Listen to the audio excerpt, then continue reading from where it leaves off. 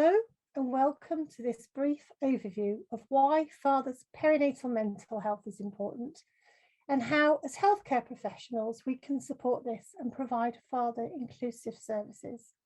My name is Maggie Fisher. I'm a health visitor and Professional Development Officer at the Institute of Health Visiting. We know from the research that there is a significant underreporting and detection of fathers' perinatal mental health. The stats you can see on this slide are just the tip of the iceberg.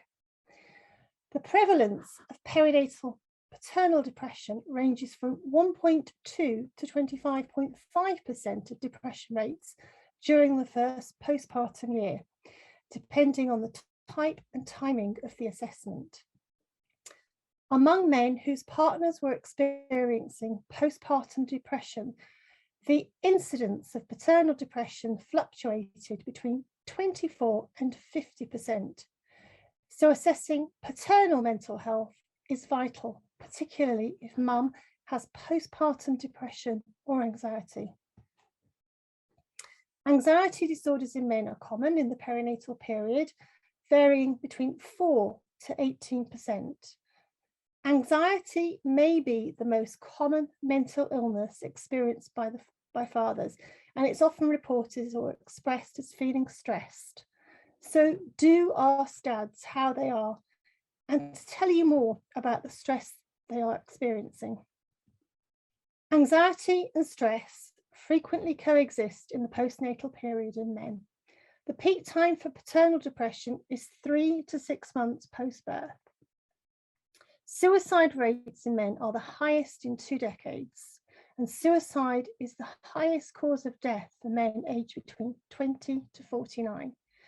In the UK, most dads fall within this age group. 61% of parents reported concerns about their mental health during the pandemic. Be aware that post-traumatic stress symptoms are prevalent in dads witnessing a traumatic birth. The Royal College of Psychiatry reports that 57% of men with a mental illness are parents.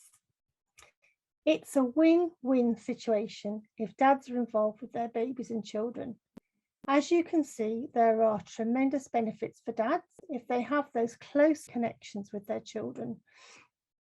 They live longer, they have fewer mental and physical health problems, they have lower drug use, they're more productive at work, they report feeling happier than fathers who don't have those close connections. Be aware that much of the research is gender specific and it does focus on fathers. There's less evidence on partners in same-sex relationships.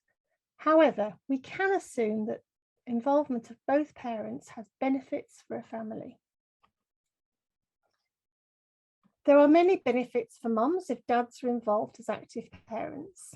Depressed mums are much more likely to turn to their partner for support.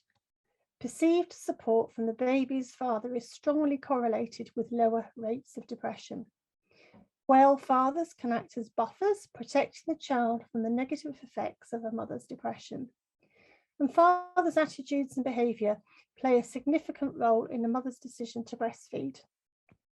When dads are supportive of breastfeeding, it's much more likely to be successful and maintained. For women on low incomes, the research suggests that male support is crucial in their decision to breastfeed. Involved dads can reduce stress for the mother in pregnancy and as such contribute to the positive environment for the developing baby. There are many benefits for babies and children if dads connect with their offspring. The quality and quantity of baby-father contact has a direct impact on how secure children feel growing up. Children who spend more time playing with their dads are more likely to be sociable when starting school. Babies with strong attachments to their dads tend to have fewer behaviour problems later on.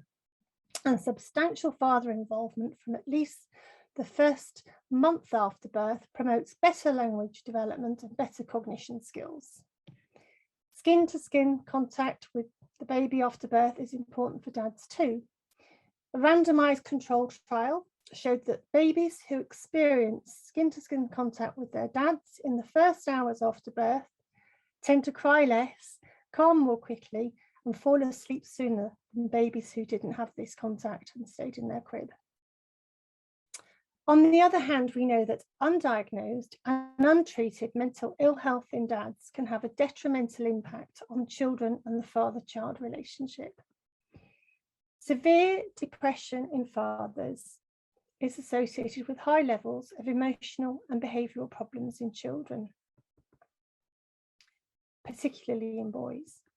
Children with two depressed parents are at a much higher risk of poor development outcomes. A 3-year study of first-time fathers in Australia found stress negatively affecting fathers' attachments to their infants. Poor father-child attachment has been linked, among other things, to problems in children's peer relationships. The conception, pregnancy, birth, and parenting experiences of lesbian, gay, bisexual, transgender, and queer parents is still much under-researched, under-recorded, and mostly invisible in current research and policy.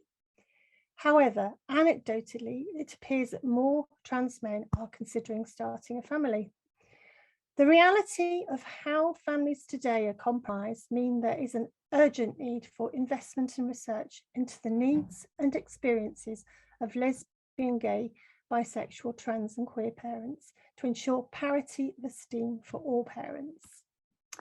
Evidence continues to show that lesbian, gay, bisexual, trans, and queer people experience prejudice and discrimination generally and within healthcare services. Common issues include failing to acknowledge or engage a same-sex partner during consultation or decision-making process, making heteronormative assumptions regarding sexual orientation and gender identity, and microaggressions are actually brief and commonplace. Heterosexism and homophobia are apparent but often covert, with subtle discrimination displayed through practitioner attitudes and language and partner exclusion. So it's really important that we're aware of our own prejudices, conscious and unconscious. To help promote positive action in practice, the Royal College of General Practitioners have worked collaboratively with the Lesbian, Gay, Bisexual and Trans Steering Group to produce a collection of e-learning modules, podcasts and screencasts aimed to inform and update all members of the general practice team and on particularly important aspects of primary care for lesbian, gay, bisexual, trans people to improve both experience and outcomes for them. The journey to becoming a new parent is characterised by significant emotional and practical changes in family relationships. Families come in many different forms, and the presence of a new baby can alter family dynamics. People often worry about how the baby will affect their relationship, but may forget that their relationship in the family home affects the baby. They're like little sponges absorbing what goes on around them.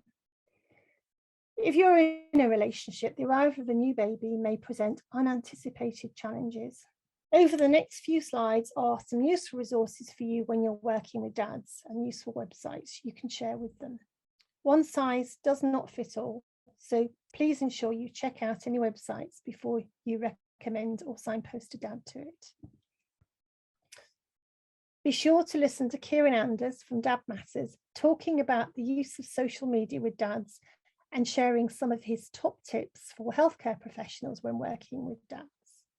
We've developed a few resources in this section of the website, such as the reflective journal and a practitioner quiz, aimed to help you think about how you currently work and engage with dads. We hope this will be useful in helping you think about your existing services and pathways for dads. Kieran Anders from Dad Matters has done a useful video talking about how they developed and created those father-friendly pathways and services. Thank you very much for listening.